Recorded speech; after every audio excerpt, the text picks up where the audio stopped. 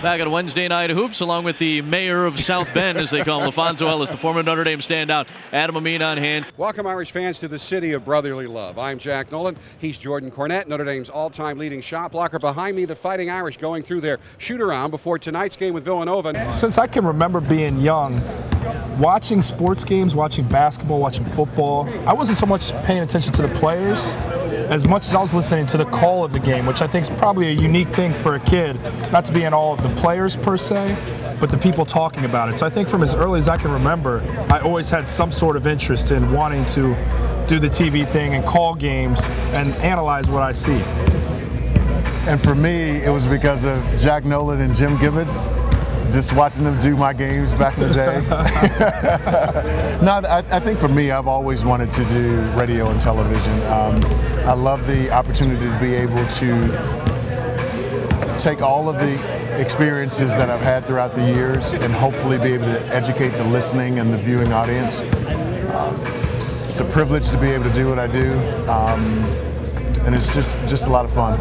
Notre Dame continues to surge, and they're doing it on the back of Jack Cooley. Jack Cooley, over the last 2 games, has averaged 22 points and 13 rebounds. Continued his aggressive play tonight. Yeah, I think that's one of the coolest things. You know, coming into this program, you kind of were in awe at my age of guys like LaPhonso, of guys that were ahead of me, and now doing this job, to be sitting here doing something like this with Fonz is kind of surreal for me. It's kind of a crazy feeling. I think back at a game I did, and Austin Carr came in here, and his jersey was put in the rafters, and I was breaking bread, so to speak, with him before that happened. It's just kind of the whole experience for me, being a 28-year-old who averaged 6 points a game. I mean, this whole thing is really a cool thing for me, and it all starts with picking to go to Notre Dame and allowing myself to kind of have these opportunities moving forward post-college.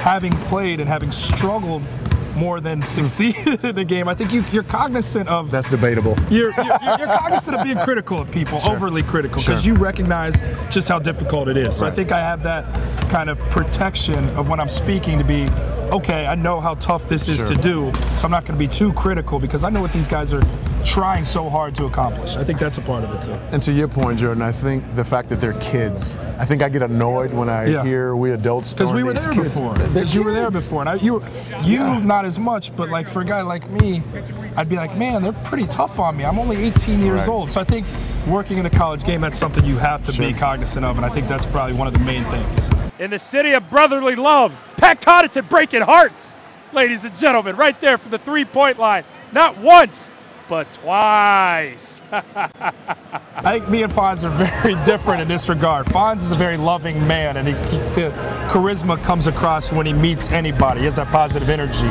But I'm watching the game and Notre Dame's playing bad. I mean, you know it. Jack, you kind of grab my leg, hone it back a little bit, because those are the times where the fan comes out at me. And I think it's okay because this is the Notre Dame network, and that's fine. For LaPhonso, I've heard him do our games before, and he keeps it very neutral. And he's also always finds, in the most negative of games, he finds that positive. And that's probably something I could work on in the broadcast. But for me, I definitely let my fan part of it come out when I'm calling a Notre Dame game with us. Now, I think that would obviously change if I end up doing a game outside of here, but I don't think that's something I can ever shed, to be honest. I'm Jordan Cornette here with your latest edition of the Big Ten Blast. Well, it appears all good things don't have to come to an end. During my day, I was charged to be one of the faces of our program, and the only way you can be a face is if you could truly communicate what you've learned and experienced. And then before I got the ESPN job, my good friend Jack Nolan sat down with me, watched some game film, and so I've had an opportunity over a long period of time, starting with the University of Notre Dame, and I would say going back into my high school years too, with all of my English teachers. They wanted you, a black guy from an all-black community. My English teachers made me speak well, and so anytime I would use something out of tense, they'd correct me. And so it was my high school English teachers, along with my experience at Notre Dame, and then our Notre Dame community encouraging me to do what I do. And to piggyback off what he's saying there, I think another thing that Notre Dame kind of preached was leave no kid behind, meaning I think at a lot of universities, if you're averaging LaPhonso numbers 20 and 10, there's an interest in you. Well, the guys who weren't the best players on the team, when they graduated, coach still still had a very vesting interest in what they were doing. I mean, I wasn't going to the NBA. I couldn't bring anything back to this university in terms of notoriety with my name like a guy like LaPhonso could. However, I think Coach Bray took... I almost didn't either.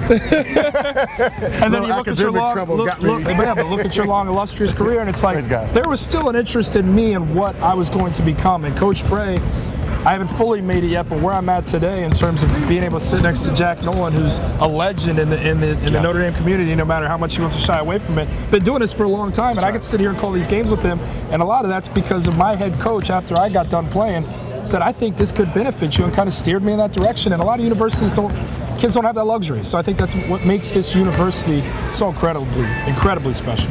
Well, how cool is it that tonight the analysts of the Notre Dame Radio Network and the analysts on ESPN are both former Notre Dame players? Well, I can tell you this, I bet it's a better TV broadcast than it is a radio one today. Whatever. We'll be tuned in on the way home there, buddy. No, it's amazingly flattering. Jordan won't know this, but my wife will attest to it. I've always loved the way Jordan played the game. I feel like he's one of the best off-ball defenders that we've had come through this program in a long time. His ability to time it, block shots, and so it's two things, Jack.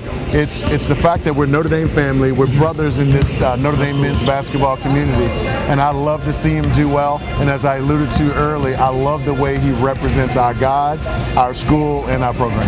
And just to jump off what LaPhonso is saying, I think there's, in terms of having him do the game for TV, me doing the radio, there's such a sense of pride to see a guy that I looked up to coming into this university to now be following in his footsteps in the profession that he's excelling at, much like he did on the floor. It's just a special thing, and I think it's that sense of Notre Dame pride that you feel when you look to your left and see him doing the game. It's a cool thing.